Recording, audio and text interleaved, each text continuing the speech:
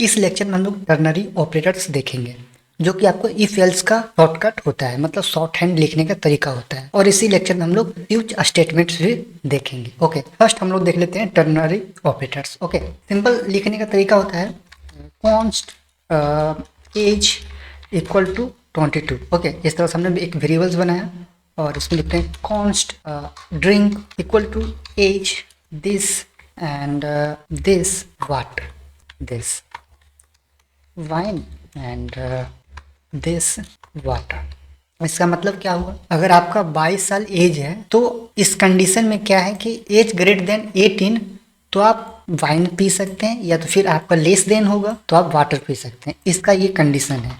Simple लिखेंगे console dot log और drink. Okay, अब देख सकते हैं यहाँ पर वाइन हमारा आ रहा है। आपको इसी तरह से शॉर्टकट लिखने का तरीका ये है। आप इसी तरह से टर्नरी ऑपरेटर्स को यूज करेंगे। सिंपल लिखना है ड्रिंक इक्वल टू, पहले कंडीशन सेट करना है वेरिएबल्स में। कंडीशन हमने सेट कर दिया, उसके बाद बताना है आपको वाट देके, फिर कंडीशन को जो कंडीशन में अप्लाई होने वाला है वो कंडीशन आपको देना है। ओके, इसी तरह से आप लोग टर्नरी ऑपरेटर्स यूज करेंगे। अब हम देख लेते हैं स्विच स्टेटमेंट किस तरह से वर्क करता है। सिंपल इसे कमेंट कर देता हूँ मैं और यहाँ पर कमेंट करके लिखते हैं। ये एक इफ एल्स के जैसा ही होता है, मगर इसमें थोड़ा सा लिखने का तरीका अलग है। ओके, जैसे कि मैं मान लिया जाए, मैं लिखता हूँ यहाँ पर const day equal to Friday. Okay, this. अब यहाँ पे लिखते हैं स्विच स्विच। ओके, स्विच में हम लोग लिखते हैं डे दिस। अब लिखेंगे इसमें case this Monday. Okay, column, उसके बाद आप लिखेंगे कंसोल डॉट लॉग दिस। मैं लिखता हूँ working day. Okay, working day. फिर इसी तरह से आगे बढ़ेंगे, लिखेंगे यहाँ पर केस टू में हम लिखेंगे Tuesday and console dot log this. इसमें आप लिखेंगे गो टू कोडिंग। इस तरह से हम लोग लिख सकते हैं। और इसमें लिखेंगे हम लोग फिर फ्राइडे कंसोल डॉट लॉग और दिस। प्लेइंग गेम लिख सकते हैं दिस। अब ये तो हो गया। अब आप डिफ़ॉल्ट में फिर बाद में लिख सकते हैं, जैसे लिखेंगे यहाँ पर default this console dot log this note valid day.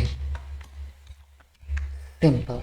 जो एक्चुअल में डे हमारा फ्राइडे और वो मैच करता है, आपको यहाँ पर देख सकते हैं प्लेइंग गेम आ रहा है। मगर आप जैसे लिखा हुआ है डिफ़ॉल्ट वैलिड, तो आप ये भी यहाँ पर स्विच कर रहा है। तो इस कंडीशन में आपको हर जगह आपको ब्रेक का यूज करना है। जैसे लिखेंगे break this and break this and break this. Okay, तो आप देखेंगे कि यहाँ पर नोट ऑफ वैलिड डेट नहीं आ रहा है, क्योंकि यहाँ पर मैच होने के बाद ये ब्रेक हो गया है। इस तरह से हम लोग स्विच स्टेटमेंट्स का यूज करते हैं। सिंपल, आप एक कंडीशन हमने लिखा कि डे फ्राइडे रहेगा, केस हमारा मंडे है, तो इस तरह का अगर मैच करता है डे में, अगर ट्यूसडे मैच करता है तो दिस एंड फ्राइडे मैच करता है तो दिस। उसके बाद अगर किसी तरह का कोई भी मैच नहीं करता तो नॉट वैलिड। ओके, जैसे कि मैं यहाँ पे लिखता हूँ फ्राइडे की जगह कुछ और लिख देता हूँ, यस लिख देता हूँ, तो आप देख सकते हैं नॉट वैलिड डे। ओके, इस तरह का होता है। इसी तरह से आप लोग स्विच स्टेटमेंट यूज करेंगे जावास्क्रिप्ट में। ओके, आप इसी चीज़ को इफ एल्स में भी बना सकते हैं। आप अगर टेस्ट करना चाहते हैं तो आप बना सकते हैं इसी को। ओके, इस लेक्चर में इतना ही। ओके, अगर किसी तरह का डाउट हो तो हमें कमेंट करें, ज़्यादा से ज़्यादा हम कमेंट का रिप्लाई देने की कोशिश करेंगे। Okay, see you next lecture.